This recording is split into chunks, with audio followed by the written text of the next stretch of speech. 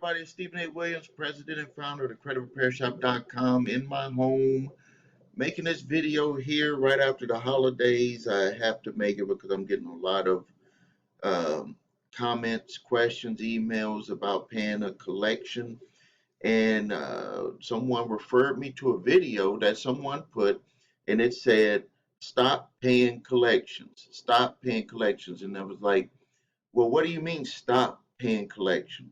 And they said, don't pay a collection because it won't increase your credit score. Well, when I always talk about that puzzle where people are thinking of one thing, but they have a goal of doing another thing. And so they never get anywhere because they have all the pieces to the puzzle, but it's all scrambled up. When I talk about paying a collection, you never pay a collection that's not proven, that you don't take all the way to the max.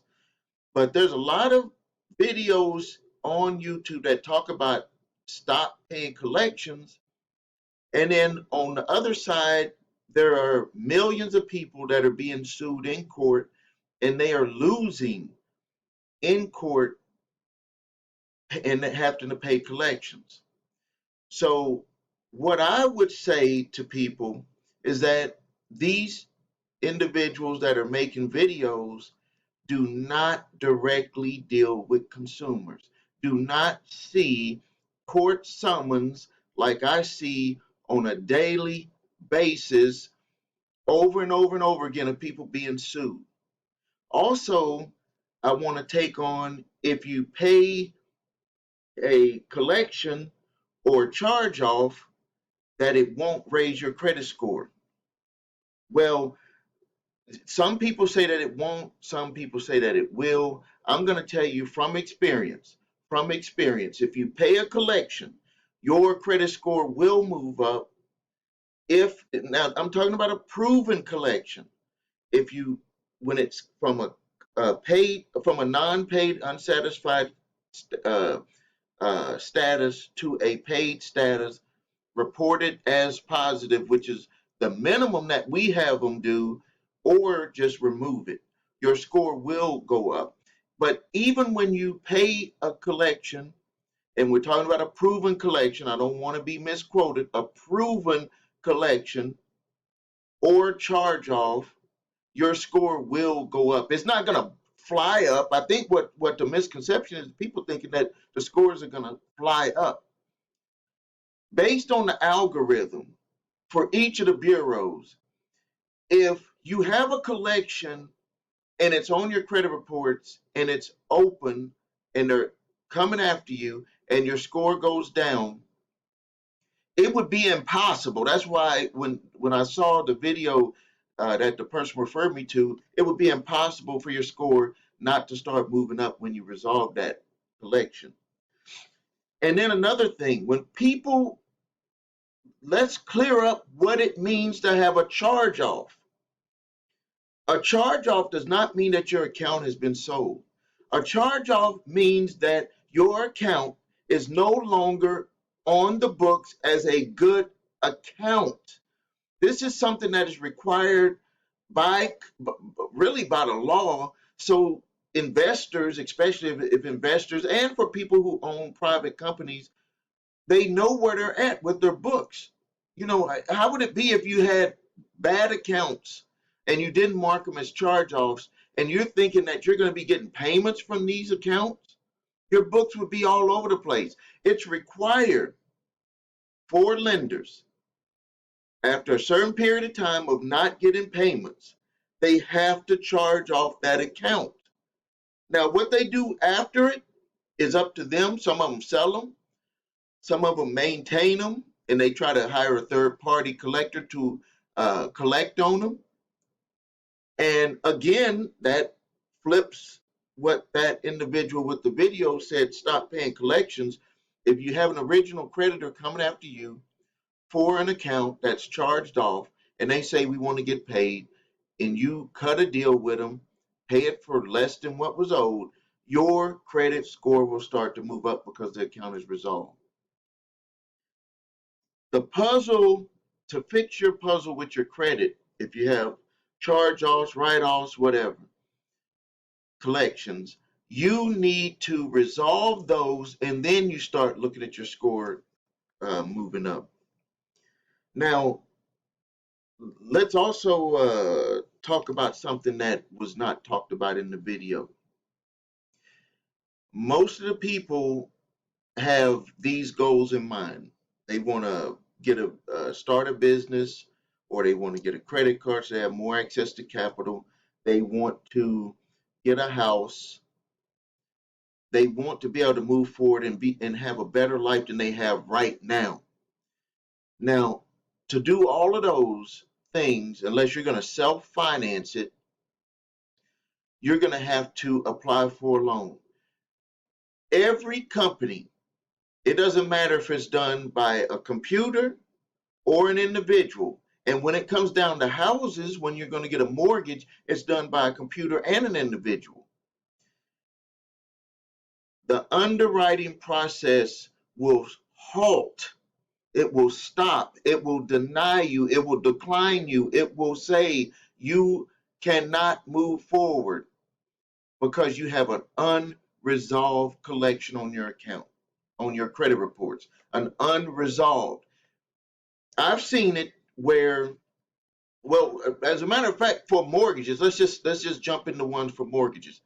For you to be able to get a mortgage, and I tell people this all the time when we do reviews and we say, okay, what is your ultimate goal? I'm trying to get a house. Okay, how quick are you trying to get that house?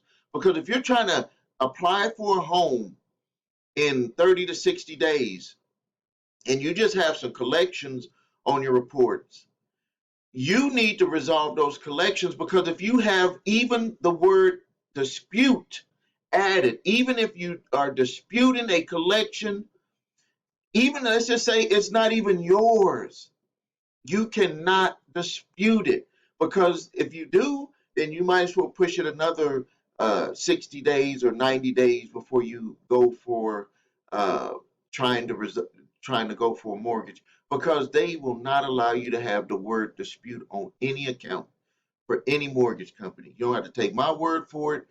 When they see dispute, say your credit is immaculate and you got one collection on there for $200 and it says you're disputing it, they will not forward your uh,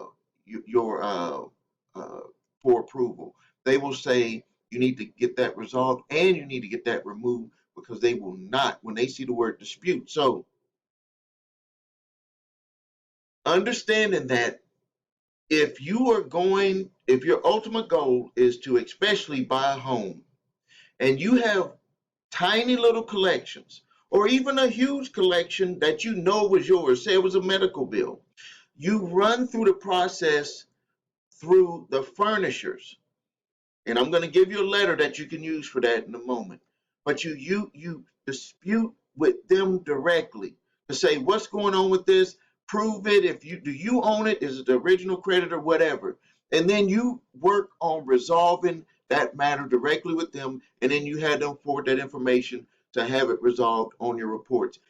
Try number one goal, get it removed. Number two, positive, paid. And then you go and you try to get your house. If you're not trying to get a house, then you can go at it from the bureaus to get removed. And then on the other side, you're going directly with the furnishers for with the information that I'm going to be telling you about on how you can uh, do debt validation. You do cease collection activities if it's not past the statute of limitations. So uh, another thing I want to talk about that they said in the video was they talked about a 33% fee added on top of the collections. So if they bought it for $200 and they added 33% worth of fees, that's a violation of the Fair Debt Collection Practices Act. Obviously, this individual does not understand how debt collectors work. Maybe in the past that was something that they did when they held on to debt collections, and they would add on their fee to go and collect it. They don't do that anymore. If you're buying it for pennies on the dollar, why do you have to add 33%? They don't add 33% to it. As a matter of fact, in all of the court summons that we get and that we respond to, none of them, zero, not one, they all say that they did not add any fees on there other than the documentation fees for submitted it to the court. None of them. None of them. And that video that this person made was this year, and they don't know that. What that proves is that they're not in the trenches working with people, working with real clients. I do it every day.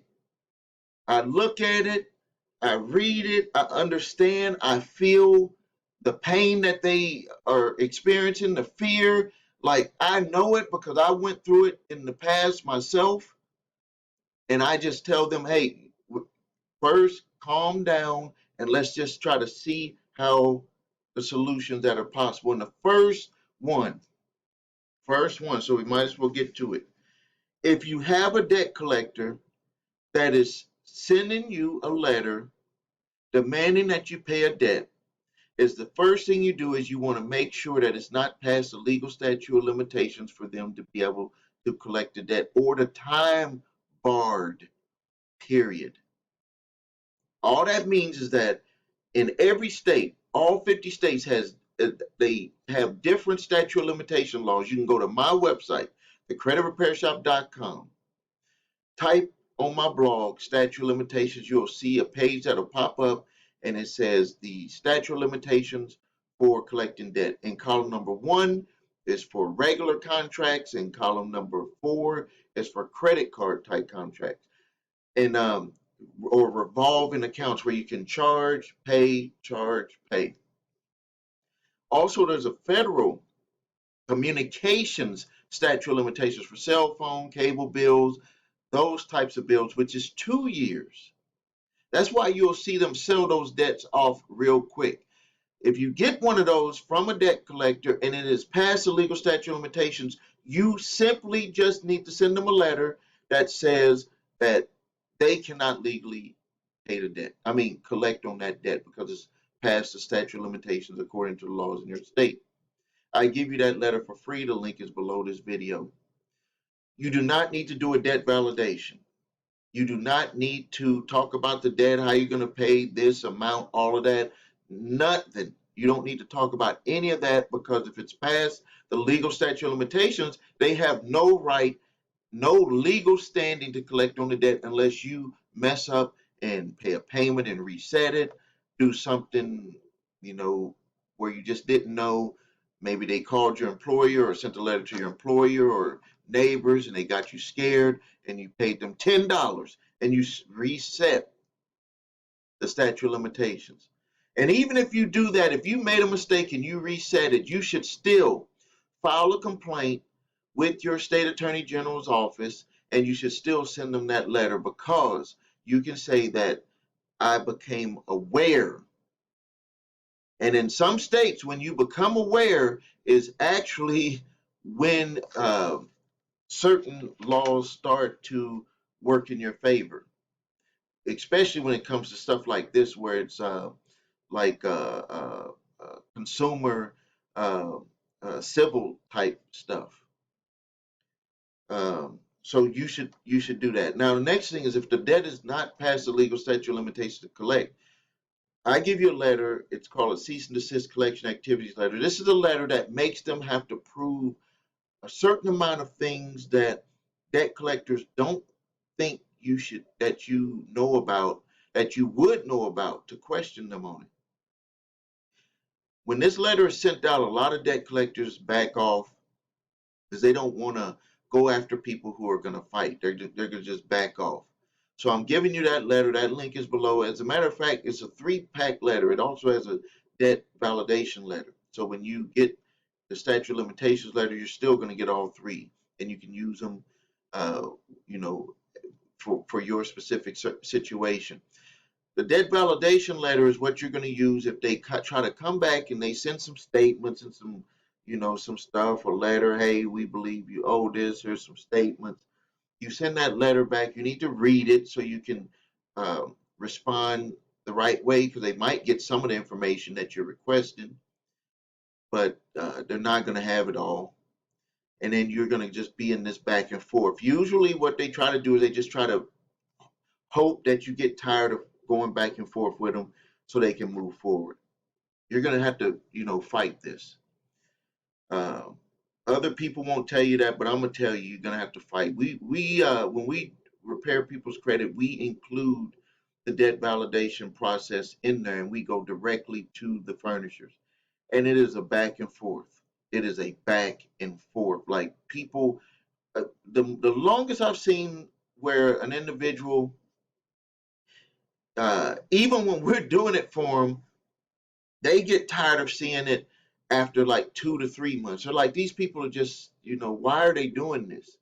Even for debts where the debt was not even theirs, and there was a fight to get it removed and a fight to get them to say that they're not going to come after them for the money, because they're in the business of doing this, and you are not. You go home, kids, family, work, you get tired, you want to go and live your life. Part of these people, debt collectors' life, is to collect debt. So a debt collector is going to be in the business of buying charge-offs, be in the business of going after people where they have purchased from original creditors the charged off accounts. So you need to be prepared to fight with all of this. I know I repeat it over and over, but anything worthwhile, you're going to be fighting for it. Anything worthwhile, you're going to be fighting for it. And if it's a collection and it's something small and you're looking at getting a house, don't let a $100 or $200 collection that was yours, and maybe a debt collector has it now, stop you from getting your home. Stop you from $200 collection, and you don't want to pay it, so you can't get a house that's going to appreciate thousands, hundreds of thousands of dollars if you buy it in the right neighborhoods over years, over two. Stop looking at that small amount and get it resolved so you can move forward and live the life that you dream that you want. Stop dreaming and start doing. So if you need help with your credit, please visit us at thecreditrepairshop.com. Watch the video, What Makes Us Different. That's where I'm going to show you my 8-point validation process for repairing credit. That's the way we do it. We go after the furnishers. We go after accounts on the bureaus.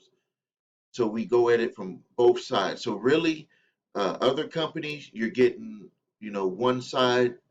You're getting both sides with my company. Other things, if you don't have your credit reports and scores, and you're going to need that to see when the time frame started from a charge-off. The free report companies don't give you all of that data. You need to know exactly what the furnisher is placing on your report. Some of the times it could be different, where they updated one and said the charge-off was this date, and then on the other two, it had the wrong date. And that one date that was older than the other two dates could potentially save you thousands of dollars from having to pay thousands of dollars.